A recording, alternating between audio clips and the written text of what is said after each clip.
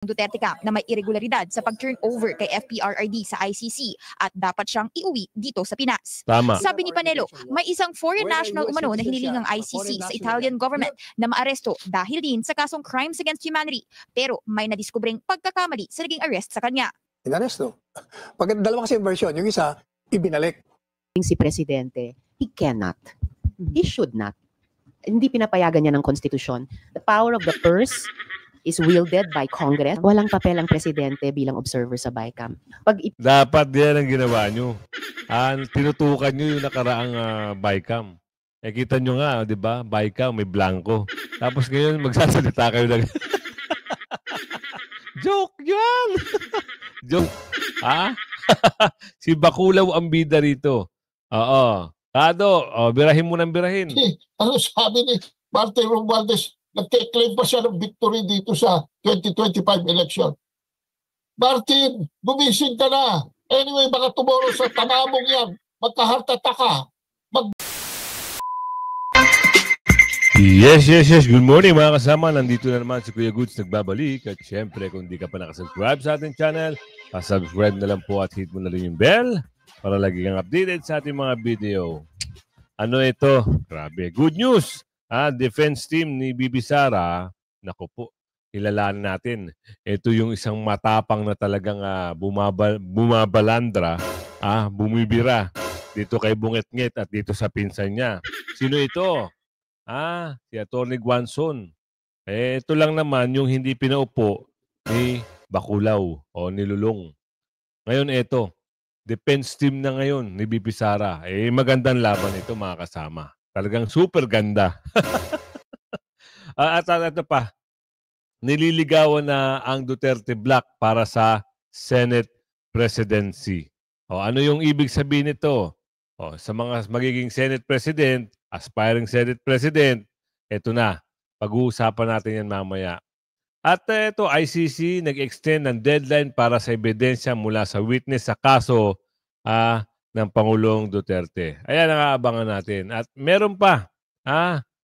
Bakit ngayon lang? Dapat dati pa. Uupo si Bungetnget sa BICAM Conference Committee kung kinakailangan. Dapat noon pa. Ngayon, ang problema dyan, ubus na ang kaban. 2016 ang pag-uusap nyo ngayon dyan eh. Pero nakalike ka na ba? O mag-like ka muna at share mo na yung video natin. Pero siyempre, bago tayo magsimula, ang ating talakayan at reaksyon, sa likes and share, samahan mo na subscribe at i-bell all nyo. Para nakakatanggap kayo ng notification, ito na, simulan na natin. Ano ang magiging kahatungan ng mga hearing na ito? Kung sakasakali na umusad yung impeachment kay BP Sara, naku, baka hindi sila makasagot dito kay Atty. Guanzon. Itong mga Baculaw na nagtulong-tulong. Pasok natin to. Posible kayang mangyari na ang kakamping ay makipagsanib pwersa sa mga Duterte sa 2028? Tila na-inspire si dating COMELEC Commissioner Rowena Guanzon sa sinabi ni Vice President Sara na gusto nito ng bloodbath. Abay nagpahiwatig ito na tila gusto nitong maging defense lawyer ni Vice President Sara. Ayon kasi sa kanyang post, bloodbath ba ka mo? Hindi pala. Oo, nagpahiwatig lang. Sorry naman. Nagpahiwatig siya na, ayun, defense lawyer mode activated. Baka pwede. Diba? Kasi magaling ito eh. Magaling ito lalo na pag bumira. Alang bira sa bira talaga. Sabay tawa. Yan ang maganda kay Atty. Guanzon. Malakas ang loob. Defense lawyer mode activated. Yan. At nagpapahiwatig na gustong maging defense lawyer ni Rowena Guanzon kay Vice President Sara. Samahan mo pa ng isang markuleta. Yun ang the best. Pag nagsama ang dalawa, naku, baka tapos na ang boxing. At hindi yan eh. Baka doon pa lang sa mabasura na. Tsaka kung ako dito sa mga ito, wag na magpagawa ng maroon yung wide, yung parang drove. Ayun, tawag doon yung sinusuot ng mga hukom. Wag na sila magpagawa. Sayang ang budget.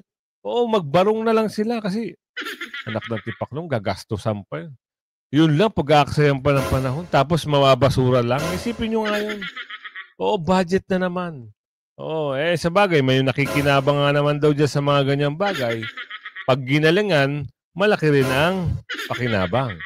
Isipin nyo, paghahandaan yung room, yung parkingan ng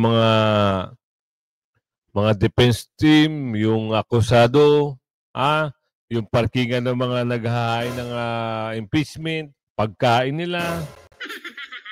Saan kukunin? Sa kaban ng bayan. Nabawasan na naman ang dapat itulong sa ating kababayan. Ganun talaga. Sabi ni Aling Lorin dito. Ganun talaga, Kuya Goods. Bakit? Matakaw sila eh. Yun lang.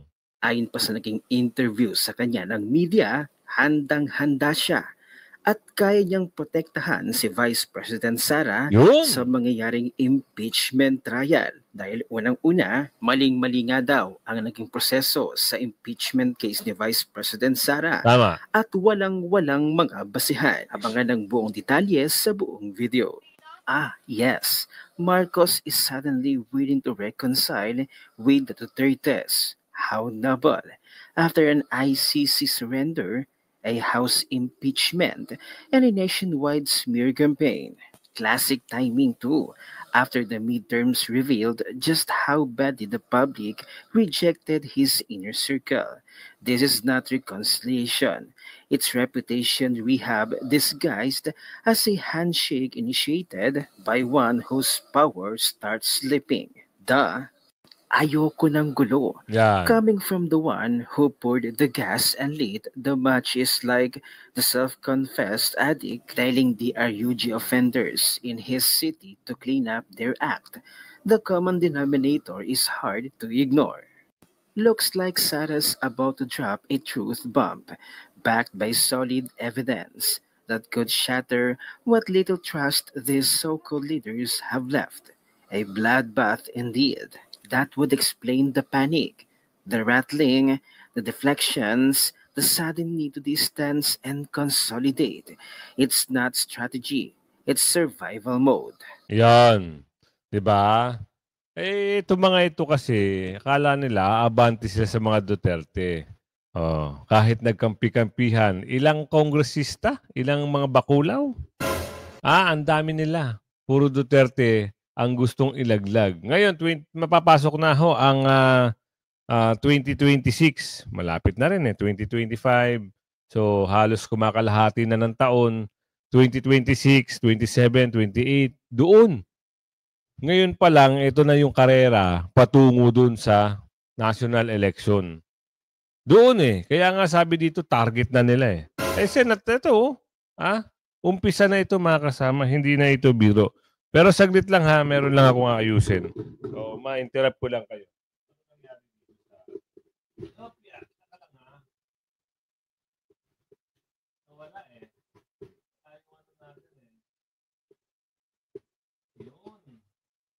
Kala ko nawala. Sorry ma-interrupt tayo. Kasi minsan, ano ito? Ayun. Nakita ko na. Isa nawawala, kaya inaayos natin. Pag ganito, nakita nyo na yumuko ako, meron lang akong inaayos. Ayan. Saan na ba tayo? Mukhang nawala na tayo. Pero ito, nililigawan na. Naku. Senate President. Sino kaya ang magiging Senate President? Parang June 2 ata, June 3. Kung di ako nagkakamali, for sure na yon. Baka mapalitan na kasi papasok na yung 20 Congress, 20 Congress. Tuloy natin to. Kanya-kanya namang diskarte ng panliligaw ang mga senador na target na maging Senate President sa 20th Congress. Pinakamalakas ngayon ang Duterte Bloc sa Senado na may pinakamaraming bilang at inaasahang makasusungkit umano ng pwesto sa liderato ng Senado. Sino kaya dito? Sa grupo ng alyado ni Tatay Digong at ni BP Sara, sino sa inyo mas matimbang? Pero halos lahat naman ito kung sa Duterte Alyansa ang magiging isang Senate President, okay. Pero sa palagay nyo, yan, isang question sa atin, isang tanong, isang tanong lang. Sino sa palagay nyo ang gusto nyo? Type nyo sa comment section. Doon tayo mag-uusap-usap. Yan Corveras sa balita. Nagsimula na umano ang panliligaw ng mga senador na nag-aambisyon na maging susunod na Senate President sa Senado pagpasok ng 20th Congress. Kinumpirma ni Senador Bongo na kinakausap na ngayon ng kampo ni na incumbent Senate President Francis Escudero at Senator-elect at dating Senate President Vicente Soto ang Duterte Block sa Senado. Bakit? Bakit may ganon? Ha? Bakit nila kinakausap ngayon ang Duterte's Block? Para saan? Tuloy. Pagpasok ng susunod na Kongreso sa ikatlong linggo ng Hulyo, sa Hulyo pala. Sa third week ng Hulyo. Ilang sa Duterte Block, Sinago, Senador Ronald Bato de la Rosa, Robin Padilla, Amy Marcos, at si Senator-elect Rodante Marcoleta. Initially, nagkausap rin po kami, nagkabatian rin po during the proclamation. Open naman po ang aming linya. Dahil magkasama po kami ng mga nakaraang kongreso. So, importante rito, ako susuport, kahit sino naman po, basta yung gusto ko na magiging independent po ang Senado, but a working Senate. A working Senate, unahin yung interest ng bayan, unahin yung interest ng bawat Pilipino. Yun po ang magiging criteria ko po sa pipiliin naming next Senate President. Bukod kina Escudero at Soto, may iba pa niyang kumakausap sa Duterte Block pero tumanggi siyang pangalanan. Pag-amin ni Go kung hindi sila makumbinse, posibleng manggaling rin sa kanilang grupo ang lalaban sa Senate presidency race. Yun! Ito na. Ito yung gusto natin eh. Umaawit na pala. O ibig sabihin nanliligaw na. Sa bagay. Ngayon ito, ang tanong. Kung sakasakali na may tumakbo sa partido ng mga Duterte patungkol dito sa Senate President, mas maganda. Yung dalawa, namamalengke na. O namimitas na o nagpa-farm na. Ibig sabihin, kung makaharvest sila, good. Pagalingan ito mga kasama, hindi biro ito. Kailangan dito matindi yung para kang bubuyog.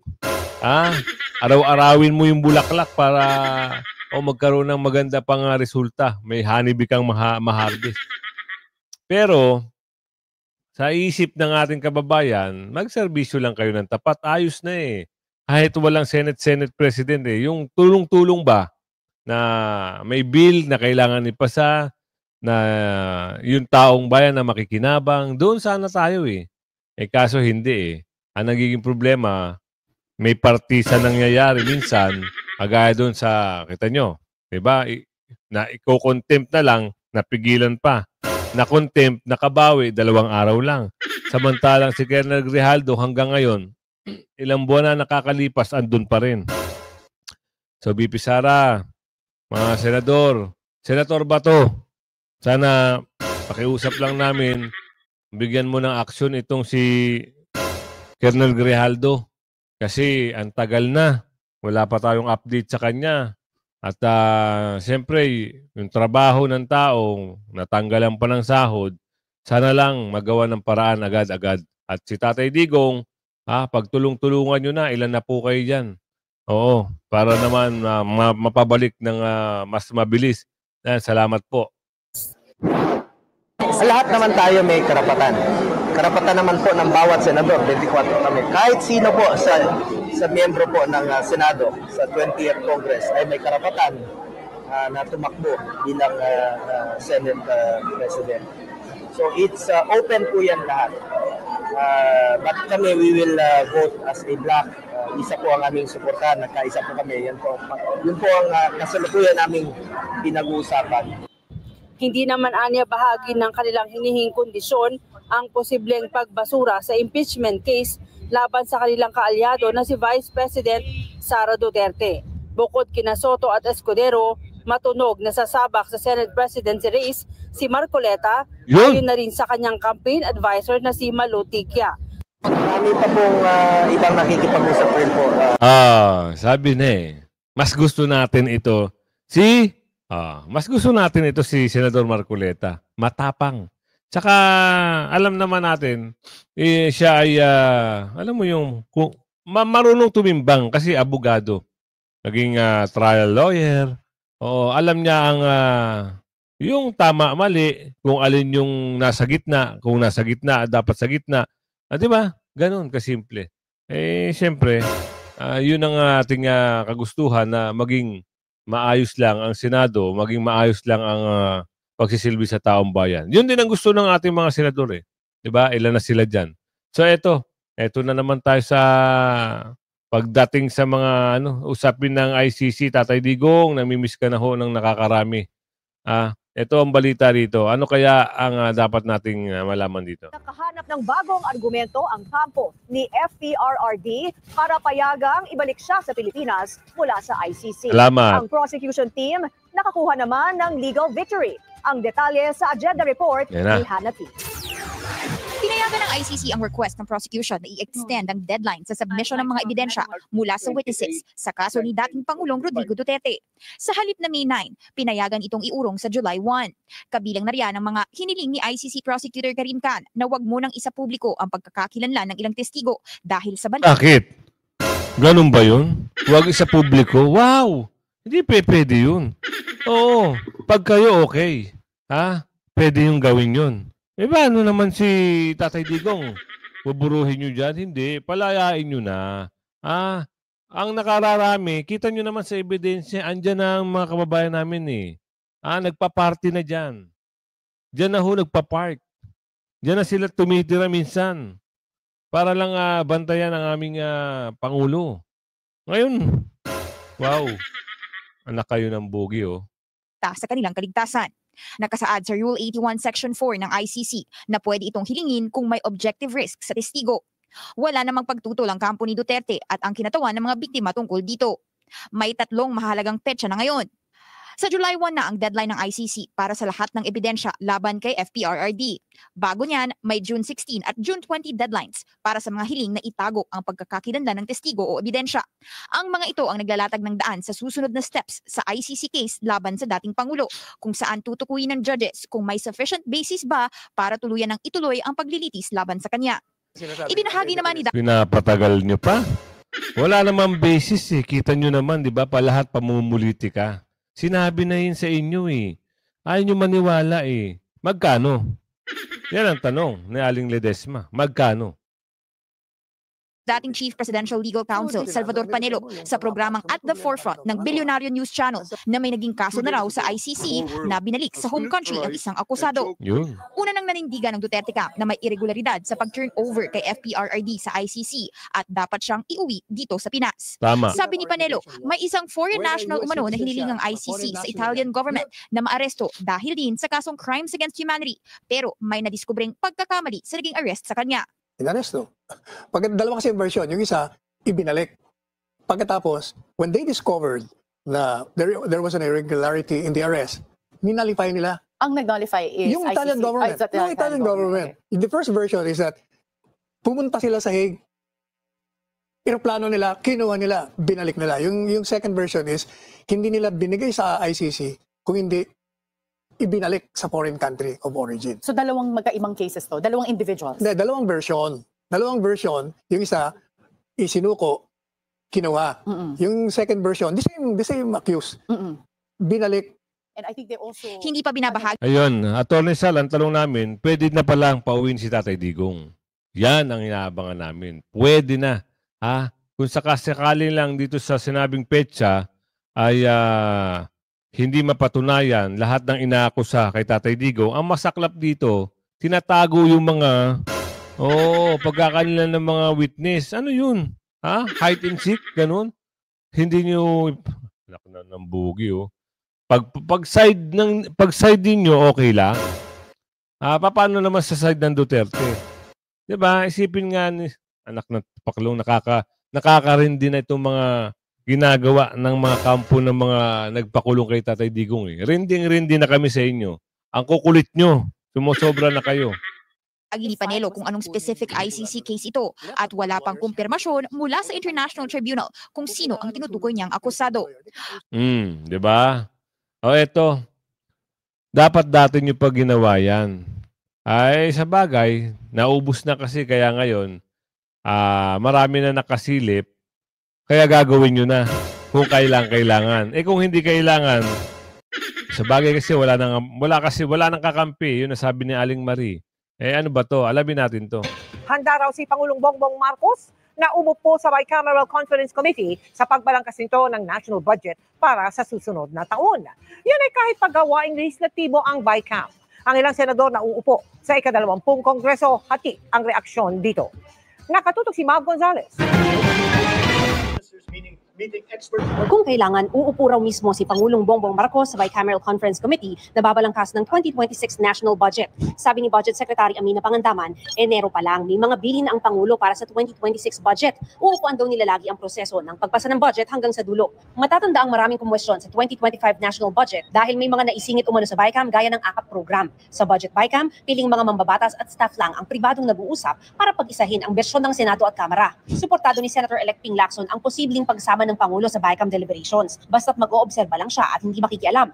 Malinaw na hudyat daw ito laban sa anumang kalokohan sa budget process. Hindi base sa kagustuhan lang ng ilang individual, kundi dapat alinsunod sa polisiya ng administrasyon. Itinutulak ni Lacson ang transparency sa proseso ng pagbuo ng budget, kabilang ang pagpayag sa publiko at sa media na umupo sa gallery sa deliberasyon ng BICAM. Ang nangyayari raw kasi, puro bulungan at umabot sa puntong may blanco na ang BICAM report.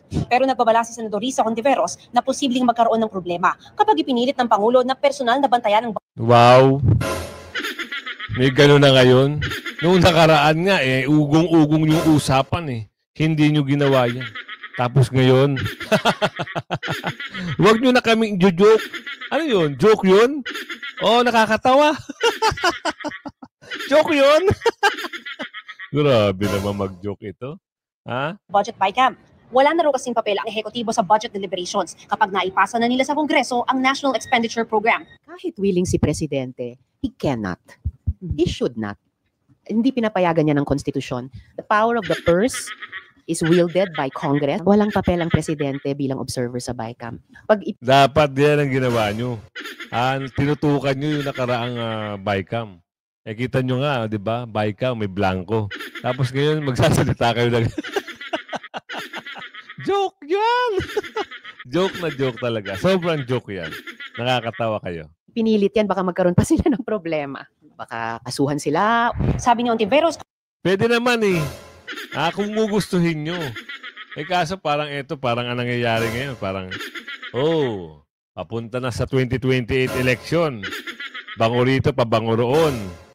Pero ang tunay, kayo na ang humusga mga kasama. kung may mga hindi sinasang-ayunan ang Pangulo sa panukalang 2026 national budget na ipapasa ng Kongreso, pwede naman niyang i-veto ito. Sa Lunes, inaasahang magpupulong ang Development Budget Coordination Committee o DBCC para isapinal ang magiging budget ceiling sa 2026. Nako, ayan na. Budget na naman ang pag-uusap. Alam nyo mga kasama, pag yan ay hindi nabantayan ng mga kaalyado ni BP Sara, ng mga senador at kongresista, baka gano'n naman mangyari. Sabi ni Aling Marie. So ito, ano ang pag-uusap dito? Pakikipagbati. Naku, ito na naman tayo. Ito yung pakikipagbati na trash.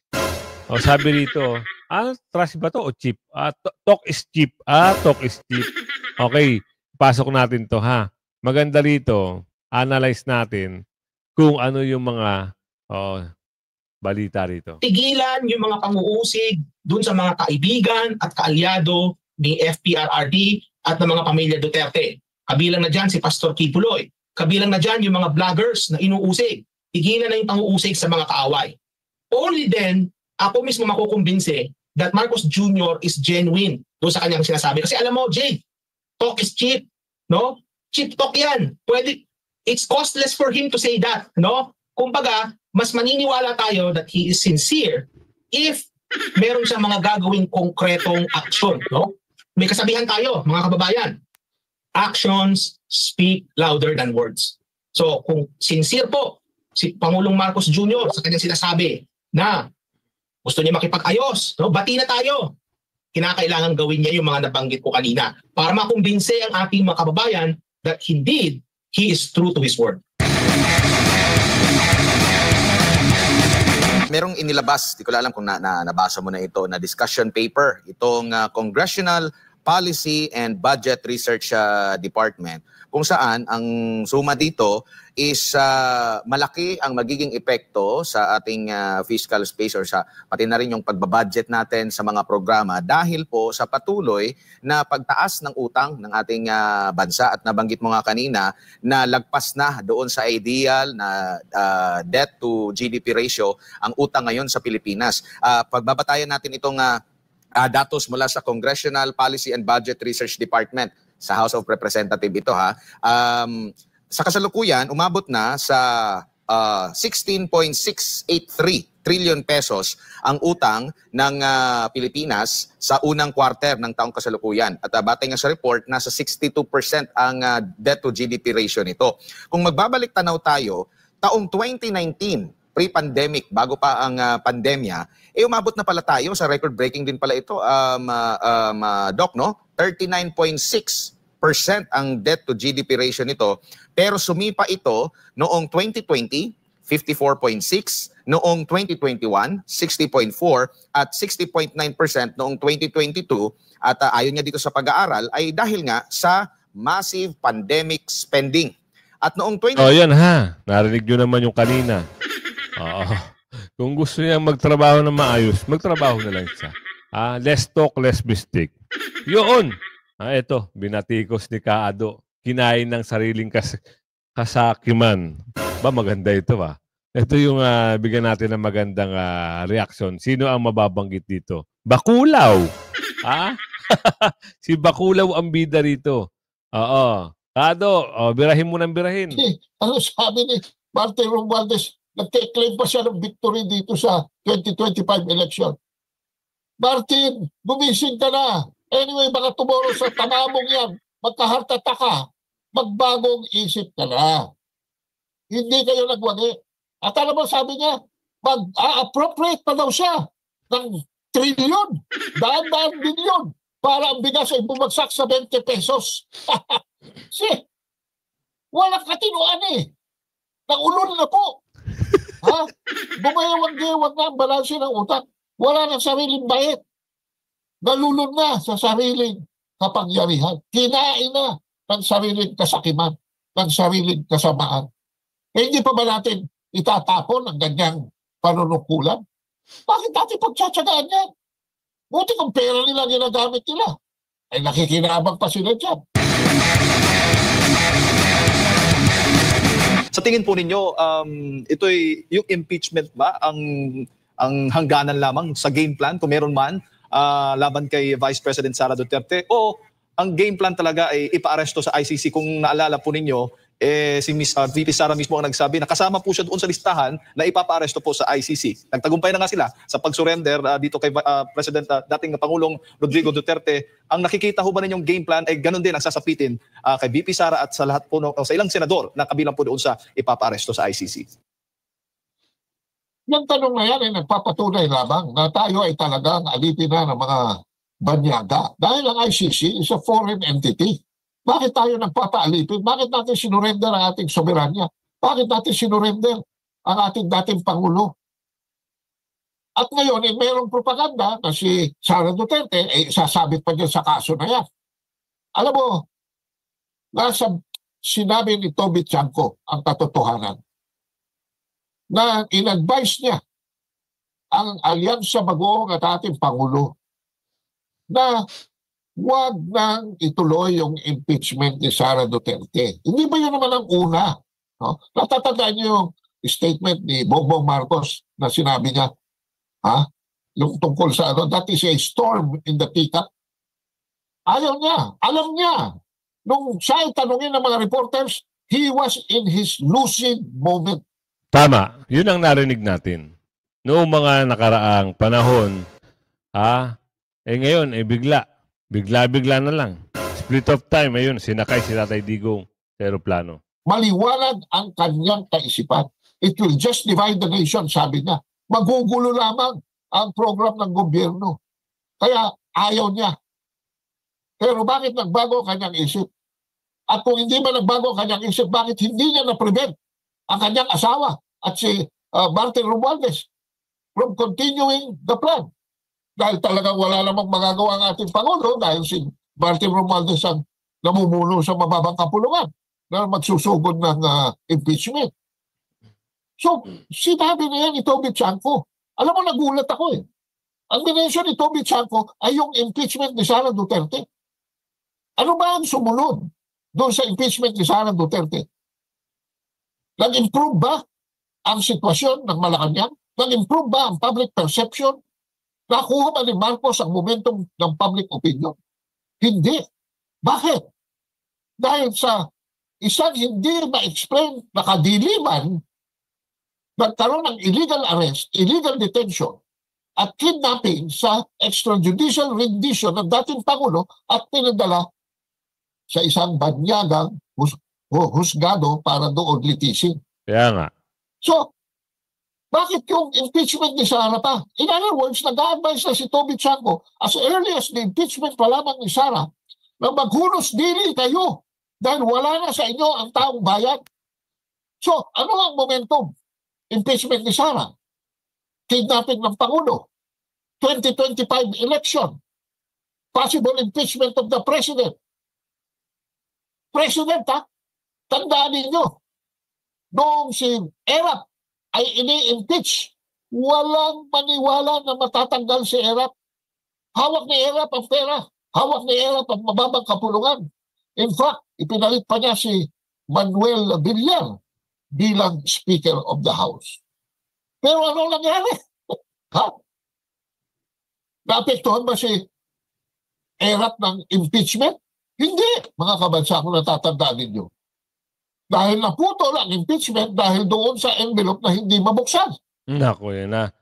Pero siyempre, alam naman natin, ang usapin dito, yun nga, pandudurobo sa kaban ng bayan at panggigipit sa mga Duterte.